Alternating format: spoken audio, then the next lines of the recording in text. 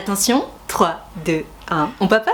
Bonjour à toutes et à tous mes enfants et bienvenue dans ce nouvel épisode de On Papote, l'épisode numéro 53 si je ne m'abuse, c'est pas rien. Au cas où tu ne connaîtrais pas ce concept, c'est très simple, je vous ai demandé à toutes et à tous sur Instagram de venir me poser vos questions courtes dans une boîte à questions. Comme ça de mon côté j'essaie de faire des réponses courtes et on va parler d'amour, d'amitié, de confiance en soi, de sexualité, de vous, de moi, de l'actu, de ce que vous voulez. Alors c'est parti, papotons. Ok, alors on démarre avec une très vaste question puisque Gertrude me demande comment draguer son crush à la fac. Ah oui mais ma Gertrude, moi je pourrais faire carrément toute une vidéo entière à ce sujet-là. Parce que comment draguer son crush, c'est quand même vaste. Ça dépend de ta personnalité, ça dépend de la personnalité de ton crush, ça dépend de si vous vous connaissez déjà bien ou pas du tout. Quoi qu'il en soit, j'aimerais quand même t'éclairer sur un petit point absolument important, que ce soit à la fac, ou que ce soit au boulot, ou que ce soit dans une activité extrascolaire, d'une manière générale, l'idée est toujours plus ou moins la même. Je m'explique. Quel que soit le contexte dans lequel tu as rencontré cette personne-là, étape numéro 1, c'est créer du lien. Évidemment, si tu ne lui as jamais parlé, tu vas pas lui dire « Hey, tu veux aller boire un verre avec moi ?» Tu sais, ce serait un peu bizarre. Il y en a pour qui ça a fonctionné, hein. Malgré tout, pour peu que tu sois un peu timide ou que l'autre soit un tout petit peu sur ses gardes, ça fonctionnera pas. Donc première étape, créer du lien, ça favorisera tes chances de pouvoir ensuite, deuxième étape, proposer un rendez-vous à deux en dehors du contexte dans lequel tu as rencontré cette personne. Typiquement, là, tu m'expliques que vous vous êtes rencontrés donc à la fac.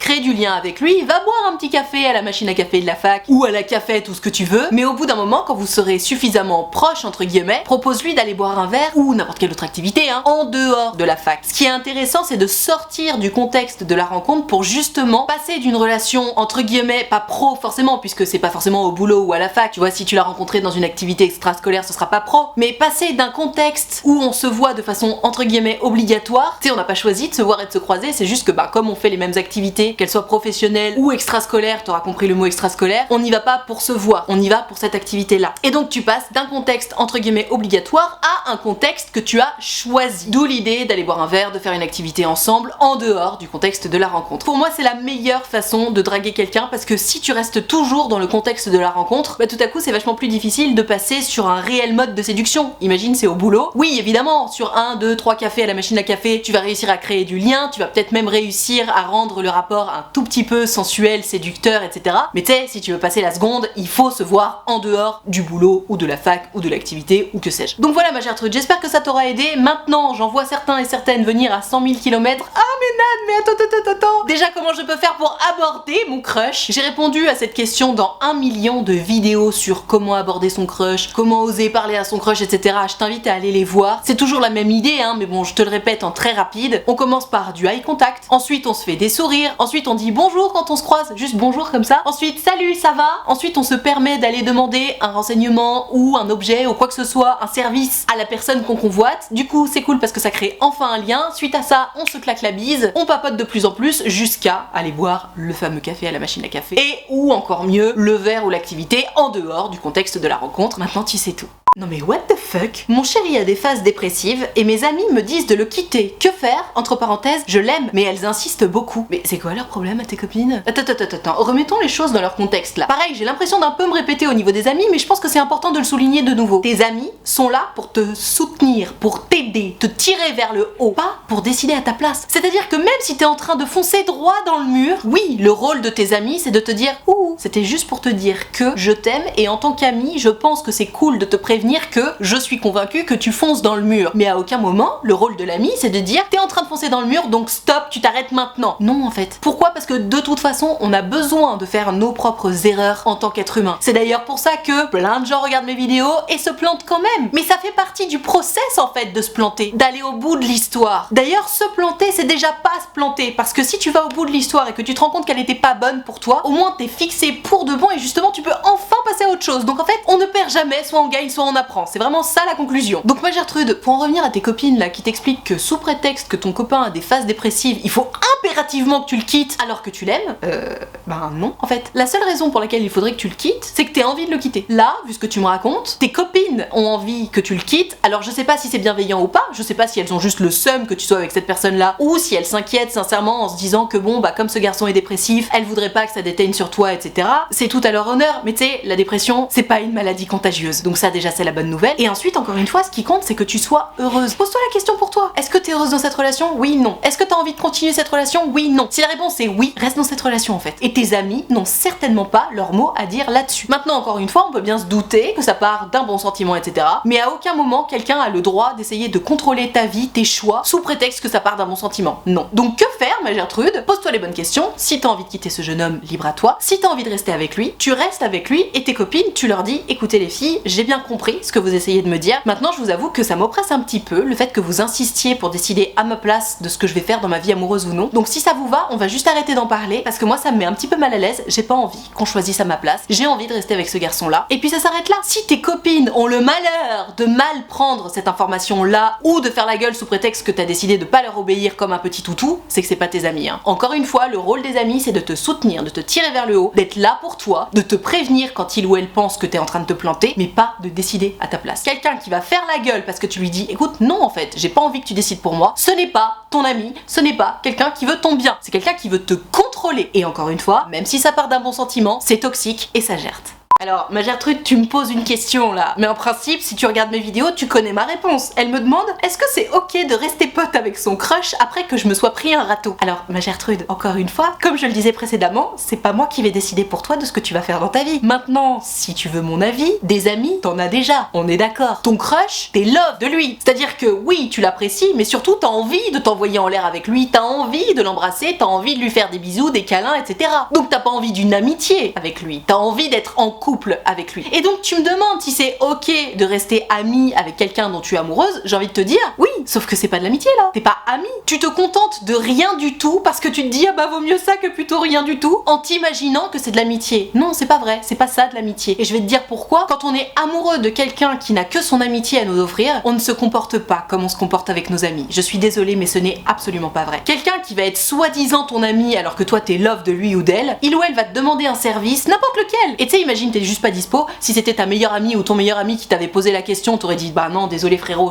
là j'ai pas le time. Mais comme c'est ton crush, et bah là tu vas avoir le temps en fait. Tu vas faire passer les besoins et cette pseudo amitié avant tout. Parce qu'au fond de toi tu te dis pas ah super on va créer une belle amitié. Tu te dis oh my god si ça se trouve il ou elle va capter que je suis l'homme ou la femme de sa vie et on va enfin finir par se mettre ensemble. C'est ça le raisonnement. Franchement faut juste se l'avouer. Parce qu'encore une fois des amis t'en as. T'as pas besoin de ton crush en plus dans ton cercle d'amis, c'est pas vrai. La seule raison pour laquelle t'as envie de rester soi-disant ami avec ton crush, c'est que t'as juste pas envie que cette personne sorte de ta vie parce que t'es love. Et attention, je comprends tout à fait, et si ça peut te rassurer, j'ai moi-même fait cette énorme erreur, hein. Parce que oui, je me suis moi-même fait recal. Enfin non, je me suis pas fait recal, c'est pas vrai, j'ai jamais pris de râteau. Enfin si, une fois ou deux. Enfin bref, tout ça pour dire que j'ai moi-même fait cette erreur-là, et comme je te disais tout à l'heure, si t'as envie d'y aller, si t'as envie de te taper la tête contre le mur, vas-y ma Gertrude. Mais puisque tu me poses la question, est-ce que c'est ok de rester ami avec son crush qui nous a mis un râteau? Oui, évidemment que c'est ok, sauf que c'est pas ton cas. Tu n'es pas amie avec lui, tu es amoureuse de lui, et tu espères plus en restant amie avec lui. Donc si t'es dans ce cas-là, et essaie d'être au maximum honnête avec toi, hein, parce que ça sert à rien de se mettre des œillères en se disant ah mais non mais c'est bon je ressens plus rien du tout pour lui, alors que c'est pas vrai. Si t'es dans ce cas-là, genre t'es love et tu t'imagines que vous allez avoir une amitié, honnêtement non c'est pas ok parce que tu vas juste te faire du mal. Maintenant si t'es vraiment sûr de toi et que c'est bon, de l'eau a coulé sous les ponts et vous êtes seulement amis, ce à quoi je ne crois absolument pas, oui c'est ok. Et de toute façon tu fais ce que tu veux, hein. C'est toi qui décides, mais au moins t'auras le bon conseil de Mamie Nadia.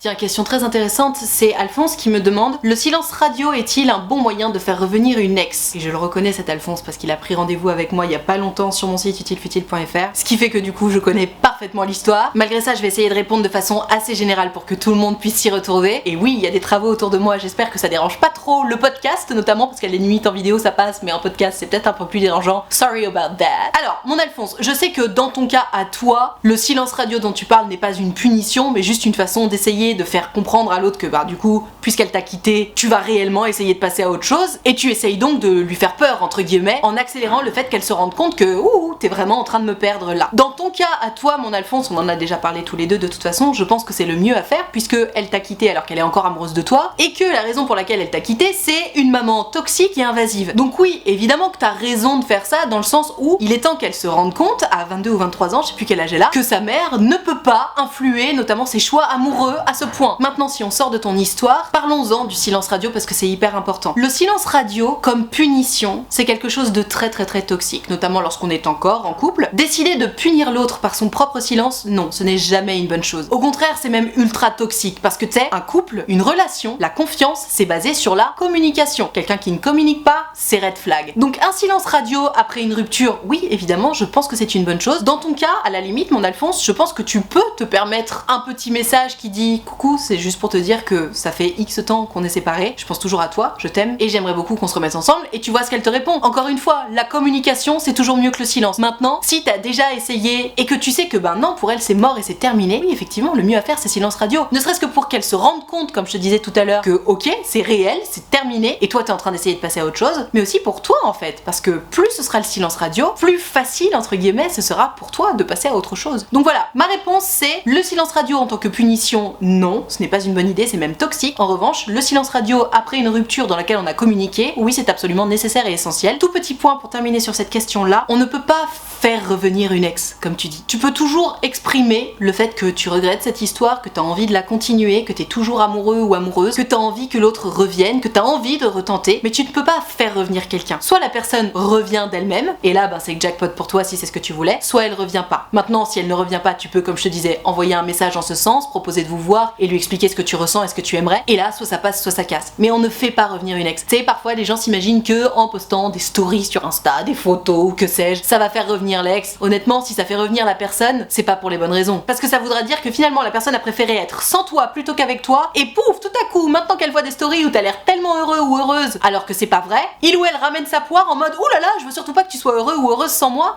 C'est pas ultra sain comme mode de réflexion. Donc à toi de voir mon Alphonse, j'espère que j'aurais bien répondu à ta question, et surtout encore une fois, comme je connais cette histoire, courage, courage, courage, j'ai presque envie de te dire, c'est vraiment pas ta faute. Tiens, question très intéressante et un peu exotique. C'est Gertrude qui me dit comment faire comprendre aux autres que j'ai quelqu'un, mais c'est une personne célèbre, donc ne rien dire. Alors, je comprends pas trop en fait le délire. C'est-à-dire que dans tous les cas, tu peux toujours dire bah désolé j'ai quelqu'un, et t'es à aucun moment, quoi qu'il arrive, tu n'as à communiquer le numéro de sécurité sociale de ton mec ou de ta meuf. Déjà. Donc comment dire désolé j'ai quelqu'un si t'as pas envie de révéler l'identité de ton mec ou de ta meuf? Bah tu dis juste désolé j'ai quelqu'un, si on te demande ah ouais c'est qui, tu réponds tu connais pas et tu lâches l'affaire, tu vois. Maintenant, ça me fait un peu tiquer ton délire parce que déjà, je suis très curieuse de savoir quelle est cette personne célèbre dont tu parles, parce que Mamie Nadia aime le potin. Mais au-delà de ça, à quelle heure, sous prétexte que ton mec ou ta meuf est célèbre, tu peux pas dire que tu sors avec? Je vois pas le rapport en fait. Parce que ok, il ou elle est célèbre, très bien, c'est un personnage public. À la limite que lui ou elle ne parle pas particulièrement de toi pour l'instant dans sa vie publique, parce que c'est une histoire naissante, etc. Je comprends tout à fait. Pour vivre heureux, vivons cachés. Mais à quelle heure, toi, en tant qu'anonyme, du coup, il faut surtout pas que tu révèles que tu sortes avec cette personne? Pardon, hein, mais célébrité ou pas, une histoire cachée, ça pue du cul, always. Donc ma Gertrude, pose-toi les bonnes questions et puis éventuellement discute-en avec ton mec ou ta meuf, mais vraiment je ne vois pas pourquoi il faudrait cacher ça. Et pour la petite histoire, j'en connais des gens qui datent des superstars, mais des superstars, et à aucun moment, même au début de l'histoire, c'était ultra secret en mode oulala faut en parler à personne. C'était secret comme un secret entre copines en mode oh tu sais pas quoi, j'ai commencé à dater un mec, ça me fait trop plaisir, mais c'était pas secret en mode oulala comme c'est une superstar, faut rien dire, tu vois. Non, donc encore une fois, je sais pas qui c'est cette personne célèbre, mais même si c'était le prince Harry, je vois pas pourquoi t'aurais pas le droit de le dire à tes amis. Donc attention red flag quand même à ce sujet-là, et si jamais t'as quand même envie de rien dire parce que de toute façon t'as envie de le garder pour toi, et ça pour le coup je peux tout à fait comprendre, t'as simplement à répondre aux gens je suis en couple, qui sait, tu connais pas, et ça s'arrête là.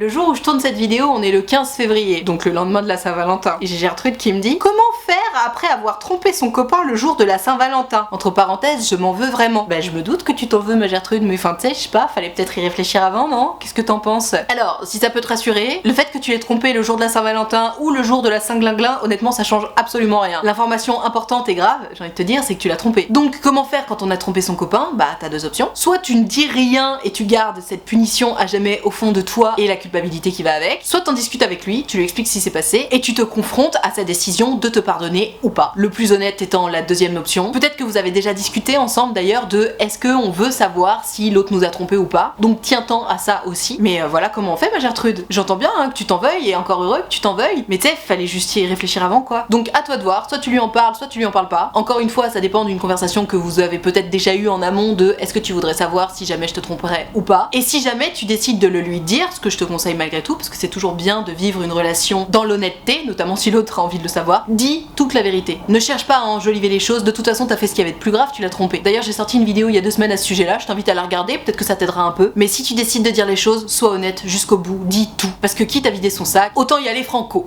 Alors, Gertrude me dit, on semble avoir les mêmes valeurs, mais il ne me plaît pas du tout. Ça se tente? Mais Gertrude, t'es désespérée à ce point d'essayer de sortir avec quelqu'un qui te plaît pas du tout? Parce que évidemment que ça se tente. Si t'as envie d'y aller, vas-y. Mais pour la petite histoire, j'ai moi-même déjà fait ça. Je me souviens d'un garçon qui était vraiment mon pote à la fac, et il se trouve que lui avait eu un crush sur moi, et moi physiquement, vraiment, il m'intéressait pas du tout. Et j'arrêtais pas de me dire, putain, fais chier, parce que son sens de l'humour, ses valeurs, sa façon d'être et tout, je me disais, mais c'est vraiment la personne idéale pour moi. C'est juste que physiquement, mais mon dieu, j'avais zéro attirance. Mais zéro. Et donc j'étais dans le même état que toi, ma Gertrude, c'est-à-dire tout à fait désespérée d'un jour trouver la personne qui me convient. Et j'ai tenté de sortir avec ce pauvre garçon qui s'est complètement ramassé un mur pendant un mois. Parce que j'étais présente en plus, hein, on se voyait vachement et tout. Mais vraiment, vivre une relation amoureuse dans laquelle t'as même pas envie d'embrasser l'autre, enfin tu sais, c'est dur. Et pour toi, parce que tu te sens un peu obligé de faire le taf quelque part. Et pour l'autre, parce que tu lui renvoies une image de lui-même horrible. Faut pas croire, hein, ça se sent quand t'as pas envie d'embrasser la personne. Ça se sent quand t'as pas envie de rapprochement physique. Donc ma Gertrude, bien entendu que ça se tente, mais est-ce que ça va donner quelque chose? Est-ce que c'est vraiment malin de faire ça? Honnêtement, je n'y crois pas. Je pense que toi, ton problème, c'est que t'es désespéré, t'as envie de trouver quelqu'un qui te convient réellement, sauf que, à mon sens, bien entendu, hein, ça n'engage que moi, n'hésite pas à me dire si t'es d'accord ou pas dans les commentaires, une relation amoureuse, ça nécessite évidemment une attraction émotionnelle, mais aussi une attraction physique. Si tu souhaites profiter de la dimension sensuelle avec ton partenaire ou ta partenaire, oui, l'attirance physique est nécessaire. Je te parle pas de sortir forcément avec le sosie de Leonardo DiCaprio, malgré tout, un minimum d'attirance physique, c'est nécessaire. Là, tu me dis qu'il te plaît pas du tout, t'as mis du tout en majuscule, et tu me demandes si ça se tente, je serais ta meilleure copine, je te dirais, mais meuf, tu fais quoi là? Arrête! Je ne me permets pas de te dire ça parce que je te connais pas suffisamment, malgré tout, vu ce que tu me racontes, j'ai le sentiment que t'es carrément désespéré, que c'est pas du tout la bonne personne pour toi, sinon elle te plairait un minimum, et que c'est pas une bonne idée, ne serait-ce que pour lui, de tenter ça parce que tu vas lui renvoyer une image de lui horrible, et toi tu vas être encore plus déçu parce que tu vas te rendre compte que finalement c'est entre guillemets un échec de plus, et je pense que t'as pas besoin de ça pour l'instant. À toi de voir. Voilà, sur cette bonne parole, je vais m'arrêter là pour ce On Papote. J'espère que ça t'a plu, que ça t'a intéressé, que ça t'a éclairé. Si c'est le cas, n'hésite pas à mettre un pouce bleu. Tu peux aussi noter ce podcast si tu es sur une plateforme d'écoute. Si jamais tu as envie de me raconter ton histoire en direct et en privé, donc que ça ne passe pas en vidéo, tu le sais, c'est possible. Il te suffit de prendre rendez-vous avec moi sur mon site utilefutile.fr. Tu peux choisir un rendez-vous de 20 minutes ou de 45 minutes et tu peux choisir de me raconter tout ça à l'écrit, au téléphone ou en visio, selon ce qui te met le plus à l'aise. Dans tous les cas, tu n'hésites pas, n'aie pas peur. C'est toujours un grand plaisir pour moi de vous avoir en rendez-vous. Donc allons-y, sortons de notre zone de confort, utilefutile.fr, le lien est dans la barre de description. Je te rappelle également que l'option de souscription payante à ma chaîne YouTube est activée, ce sont les abonnés de Diamant qui sont là pour me soutenir, c'est la raison pour laquelle il y a une cotisation de 5 € par mois ou plus si tu veux que tu le peux. Si t'as juste envie de me soutenir de façon occasionnelle, tu peux me mettre un super thanks, ça me fera quand même drôlement plaisir. Et tout ceci étant dit, il ne me reste plus qu'à te remercier infiniment d'avoir suivi cette vidéo ou ce podcast en entier, et moi en attendant la prochaine vidéo ou le prochain podcast, je fais des très gros bisous.